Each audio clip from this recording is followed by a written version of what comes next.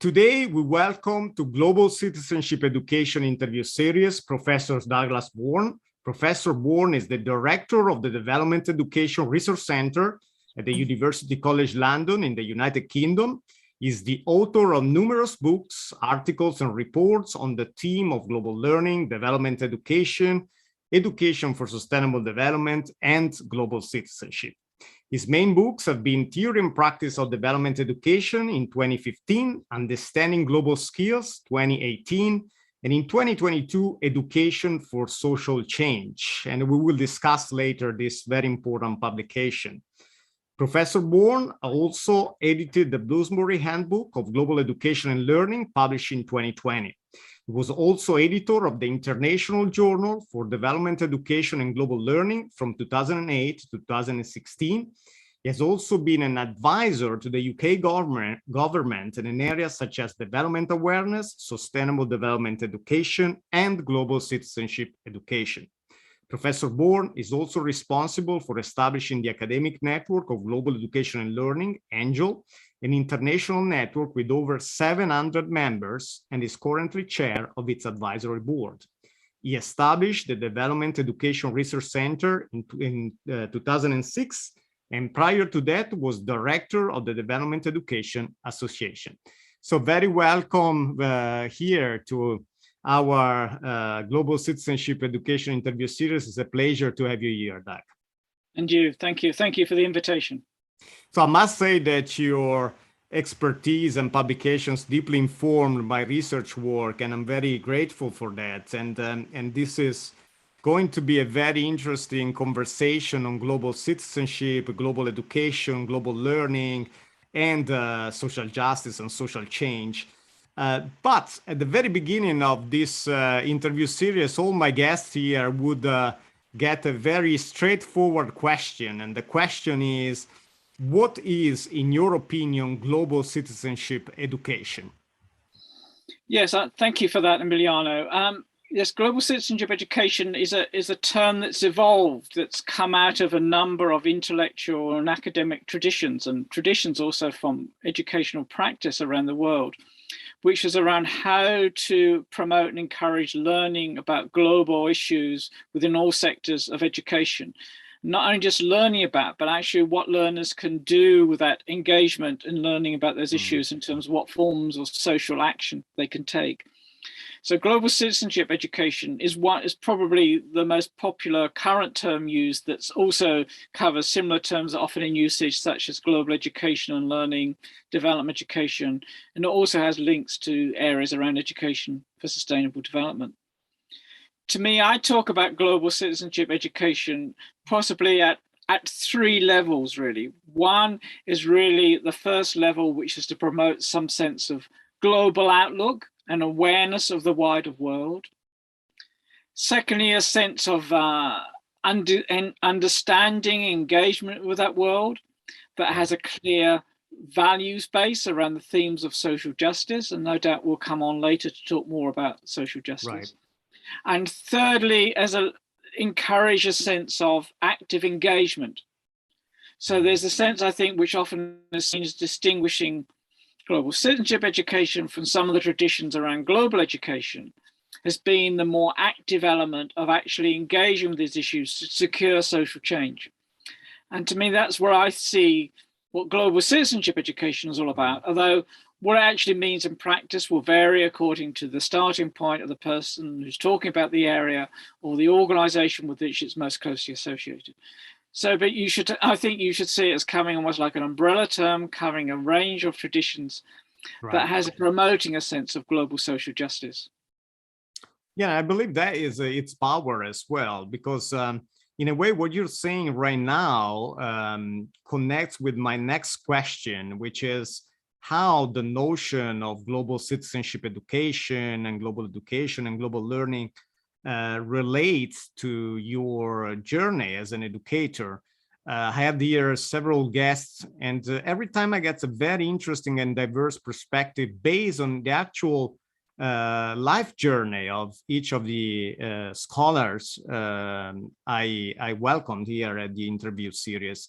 How about your journey and how this connects with the with the actual notion of global citizenship education? Yes, I suppose I would say that this field and this use of this term global citizenship education is almost like the culmination of my educational journey in my career. Right. Because my doctorate a long time ago was looking particularly at the British Labour Party and its views around the role of education for social change and a new society.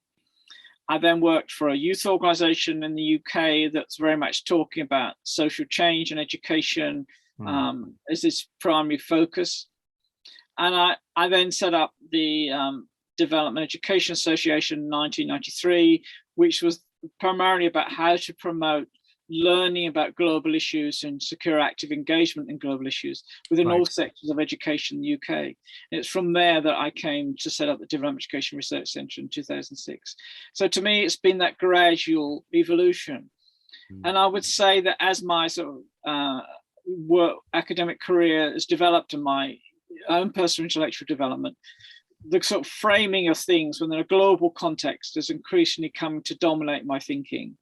Right. So I would now put globalization, understanding globalization, as very central and a very important starting point, because it's global forces that increasingly shape and dominate our lives in terms of what happens in one part of the world has an impact elsewhere.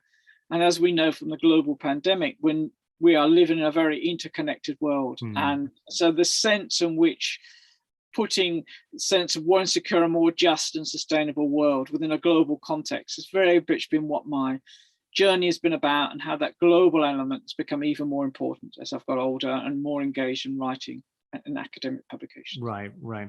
And as we know very well, the notion of global is approached in different ways and conceptualized in different ways. It seems to me, and here I will move on with the next question because it connects to the notion of global, that you examine this notion from a social change, social justice perspective, particularly in your recent publication, Education for Social Change, that just published by Bloomsbury.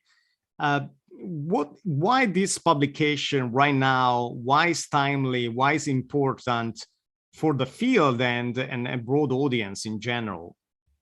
Yes, well, two main reasons for that. One was that I was I see books that academic books often be a culmination or bringing together of a lot of your thinking or things you've been writing about and doing. So I saw this latest book as a way, in one level, bringing together things that I've been writing about and saying for a long time. But secondly, I think that in the context of recent social events around the world, particularly the global pandemic, the sense in which increasingly people have felt very threatened by what's happening in the world. And I think the role that education can play in encouraging a sense of social involvement, secure a more just and stable world is important. But I also wanted to give a bit of a backstory to that, because we know that from the engagement of many thousands of young people around the world around the area of climate change, there's been an enthusiasm, want to engage in securing a more just and sustainable world. But actually, what's often forgotten is that there's a history to that engagement that goes back in many countries almost over 100 years. So the sense of understanding where that's come from, where that current engagement has its roots, whether it's in the liberation movements in Southern Africa, whether it's in initiatives in North America for the influence of people like John Dewey, or whether it's from movements of socialism and social transformation in Europe and beyond. So to me, there's a sense about how some of those things influence and then connect with how I now see the role of the potential that education can play in that context. Because I think there's a sense of we need all to understand that to cure social change, education by itself doesn't secure social change, but can be a major contributor to secure social change. And without education, change can often be quite limited and quite superficial. Right, right. And I'd like to remain on this, particularly on your publication, Education for Social Change, because in it you advance the idea of a pedagogy of global social justice. This is a very interesting notion to me. So this pedagogy of global social justice that you describe would empower particularly educators, but also the civil society. Can you expand on this? I believe this is very much related to the work we are doing here at the interview series on global citizenship education. Yes. Thanks, Emiliano. So the concept of pedagogy for global social justice education was something I developed from my earlier books on the theory and practice of development education, where I talked about promoting a global outlook, promote a sense of belief in change, encouraging dialogue, and so on. And to me, I take that as one step further in this new publication by then reminding everyone of again the processes of change and what change actually looks like.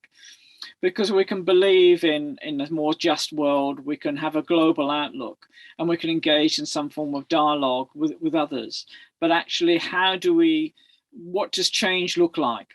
Right. And so what I've tried to do in my new publication is to enrich my thinking about pedagogy of social justice education by giving more emphasis to the sense of the power and importance of change.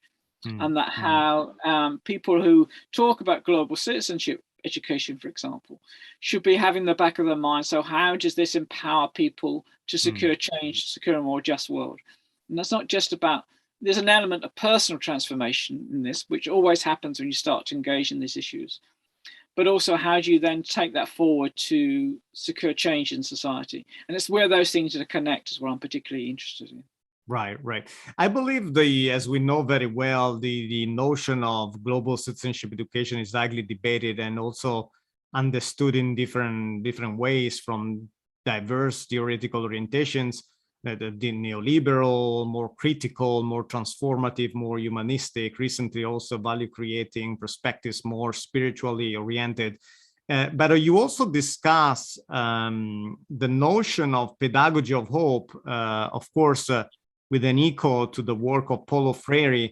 My next question is how, for example, and here we tie together all your important discussions, the pedagogy of global social justice, pedagogy of hope, echoing the work of Paulo Freire, and the notion of GC connect together in order to potentially, and but also not potentially, in reality, in practice, make a change, create a change within the current higher education system, for example. Yes, yes, I've been very influenced in terms of my thinking of the ideas of Paulo Freire, and I had the privilege to meet him many years ago. And I found that from reading his work that he was asking the questions that very much resonated with my own thinking and ideas about challenging the ways in which education was dominated and ways in which it interpreted. But that also you can't divorce education from social and political issues. So to me, I saw the connection to that and the concept of critical pedagogy that's been developed by one of his disciples, Henry Giroux, I think is particularly relevant. But where I think what I try and do is taking some of Freire's ideas further forward is in two areas. One is actually to recognize the influence of globalization and global forces, and that actually, if we want to secure change, we have to think about it in a global context, because actually change in one society is very rarely long lasting unless there's connections to other societies as well. And secondly, I think I would want also to pose the sense that he talks about a pedagogy of hope, and he has a book on that, but it's a very almost introductory theme. And I want to take that further forward and say that actually, that as educators, if we want to secure change, social change, we have to think of ourselves as hope creators, as hope enablers, as people who want to secure a better world. And so everything we do as educators and influencing others has to have behind it a sense of hope that change is possible. You don't empower and influence other people if you come over with a very negative way of seeing the world, or if you can't secure change. So that to me is quite important. And I think one of the challenges I find with a lot of academics and educators is they don't bring that sense of hope and enthusiasm, that sense of passion of wanting to secure change. So it remains very dry and abstract. Right. So that's why I think that Freire's ideas, if they are seen as a way of empowering people to secure change that can enthuse them, that gain that sense of confidence that people can make a difference, then I think that sense of change is possible. And I think that to me is how I see the connections between, some of my more academic writings and work to some of the things I see happening in wider society. And a lot of what I try and write and talk about is how you make those connections. And a lot of my academic work that I write, I try to make is accessible in a way that could be seen as appropriate to be used within a range of educational and society environments. Very interesting, very interesting. And this ties with the last question for this very interesting conversation. And the question is, and of course we will elaborate on this, how would you define, based on what we discussed today and your long journey into the field of global citizenship and global learning, how would you define global citizenship education using 3 keywords, and why these 3 keywords? I know this is quite challenging, but it's very, very useful for the audience, I believe. Yes, and I think if I prefaced each of these words with the word social, I would say justice, responsibility, and change. Okay, so social justice, social responsibility, and social change. Yeah. And I would say that because there are interpretations of people how they see global citizenship and global citizenship education in very sort of economic terms or of a sense of personal identity. And my view was, but you've got to go one step further than that. So, because if you see there's inequalities in the world, there are divisions in the world, right, then and injustices, then actually an element of being a global citizen is actually wanting to do something about that. Very interesting. So social justice, social responsibility, and social change. And so how would you frame these 3 elements just as a sort of a summary of today's conversation, and what is their relevance for the discussion on global citizenship education, in your opinion? I would say that that learning about global issues, if it poses questions about the inequality division in the world, then there's a sense of, as I've just said, responsibility to respond to that. Right? But that also implies a sense of recognizing these inequalities that exist, and that you wish to see a better society, a better world, which is where a more just world comes into play. Right, right. But then thirdly, that can only has any meaning if there's a sense of transformation and change. And I think that would be where I would see all those things coming together. So you can have it, there are interpretations of being a global citizen that says, well, I'm a citizen of the world. Well, that to me tells me nothing, right? So we're all citizens of the world. So actually, if you have a role as educators and you want to empower and enthuse people, then actually you have to give them some tools, some sense of vision, right? So what sort of world they would want to see.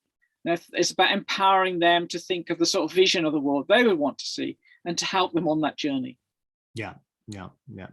Very, very interesting. So today, we really thank Professor Douglas Bourn for joining us at the interview series on global citizenship education. We discussed your journey as an educator. We discussed what is global citizenship education based on your opinion. We also discussed your very interesting recent publication, Education for Social Change by Bloomsbury.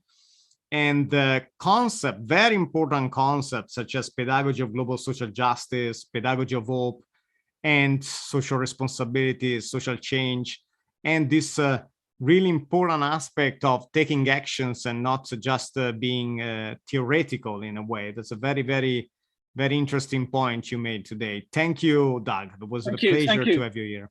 Thank you, Emiliano. Very much appreciated. Thank you very much.